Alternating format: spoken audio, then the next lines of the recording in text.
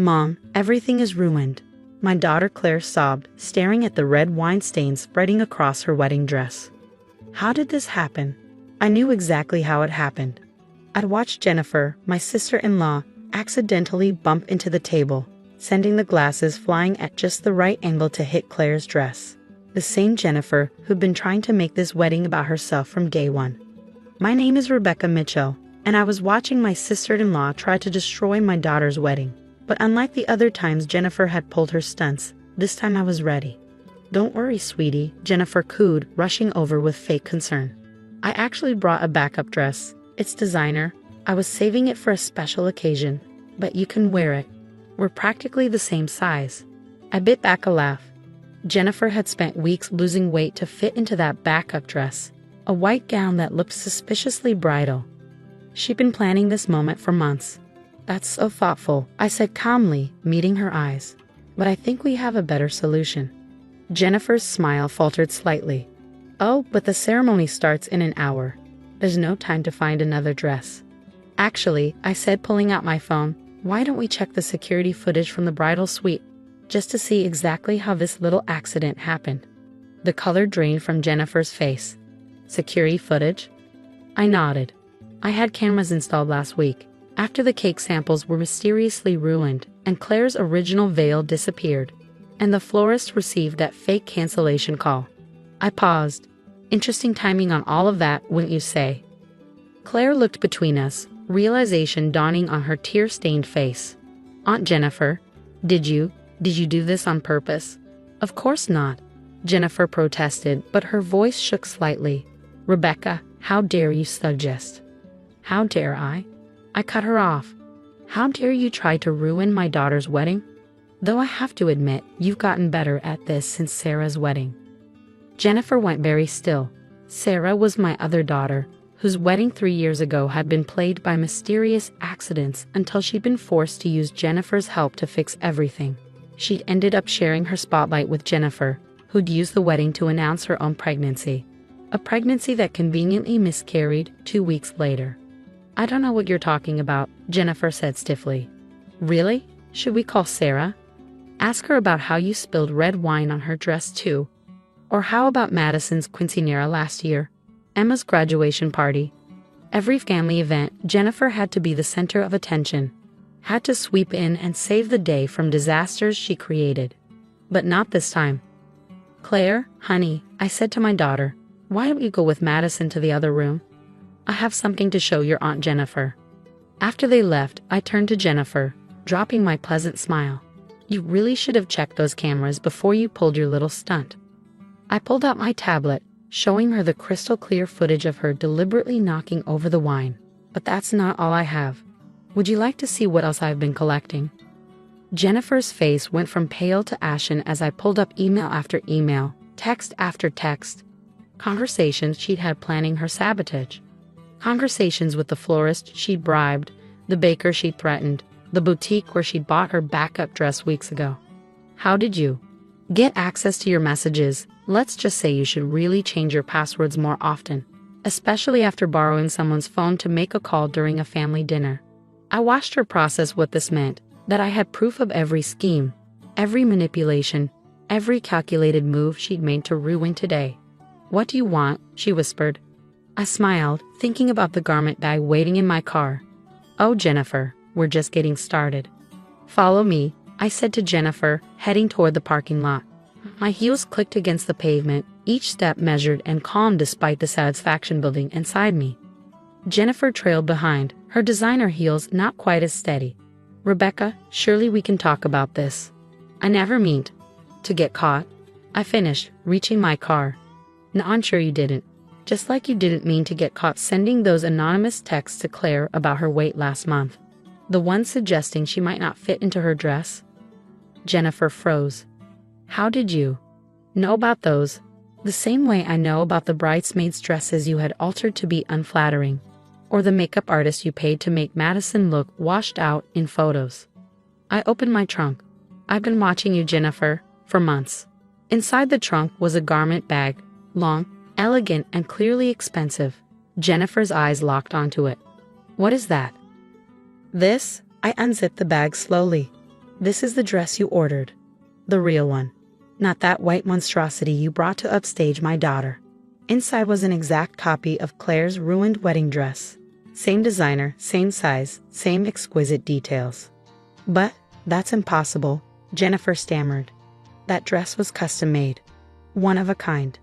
I smiled. You're right, it was. Until I contacted the designer 3 months ago, right after I found your first email to them asking about Claire's dress specifications. Funny how helpful people can be when you explain that someone's trying to sabotage a bride's wedding day. Jennifer's face twisted with anger. You've been spying on me? No, Jennifer. I've been protecting my daughter. There's a difference. I lifted the dress carefully. Though I have to admit, watching you plan everything thinking you were so clever. It was almost entertaining. You can't prove anything, she said, but her voice wavered. I pulled out my phone, playing a video, Jennifer in the bridal suite, carefully plotting her movements with the wine glasses. The timestamp was clear, just 15 minutes ago. Can I? I have dozens of videos like this, emails, texts, witness statements from the vendors you tried to bribe. Even that poor makeup artist you threatened. She was quite happy to help once I explained what was really going on. Jennifer's perfectly made-up face crumpled slightly. What are you going to do? That depends on you. I handed her my phone. First, you're going to call your husband and tell him you're feeling ill. You're leaving.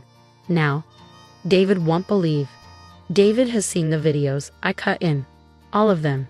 Including the ones from Sarah's wedding. He's waiting to talk to you at home. Her hand shook as she took the phone. I watched her make the call, watched her lie smoothly about a sudden migraine. She had plenty of practice lying to David over the years. Now what? She asked after hanging up. Now you have a choice. You can leave quietly, let Claire have her perfect day, and we'll discuss the terms of my silence tomorrow. Or, I held up a USB drive, or every person in that reception hall sees exactly who you really are. Every scheme, every manipulation, every cruel text and sabotage event. I'm sure our family would find it fascinating viewing during the reception. Tears welled in her eyes, real ones this time. You're destroying our family. No, Jennifer, you did that. Every time you tried to ruin someone else's happiness. Every time you put your need for attention above your family's joy. I'm just making sure it stops. Today. I watched her walk to her car, her shoulders slumped in defeat. For the first time in years, she wasn't going to be the center of attention at a family event. Back in the bridal suite, Claire was overjoyed to see the replacement dress. Mom, it's perfect. But how did you know we'd need it? I helped her into the gown, smiling at her reflection in the mirror. Let's just say I learned from experience. Some people can't stand to see others happy, sweetheart. The trick is being prepared for them. Madison, my youngest, looked up from adjusting the train. Is that why Aunt Jennifer left? Dad said she was sick. Yes, I said, fixing Claire's veil. I think she'll be sick for quite a while. Now let's focus on making this day perfect for our beautiful bride. As Claire walked down the aisle an hour later, radiant in her pristine dress, I caught David's eye from across the church. He nodded slightly, a gesture of understanding and gratitude. He'd seen the evidence, knew what his wife had done. That conversation would be its own kind of justice. My phone buzzed quietly, a text from Jennifer. We need to talk. Tomorrow. I smiled, typing back, yes, we do. And Jennifer, bring your calendar. We have quite a few events to discuss. The day after the wedding, I sat in my home office waiting for Jennifer.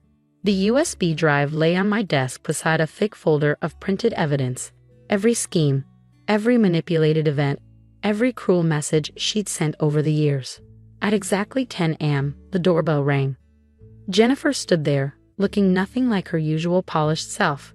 Her eyes were red, her designer clothes slightly rumpled. Come in, I said, leading her to my office.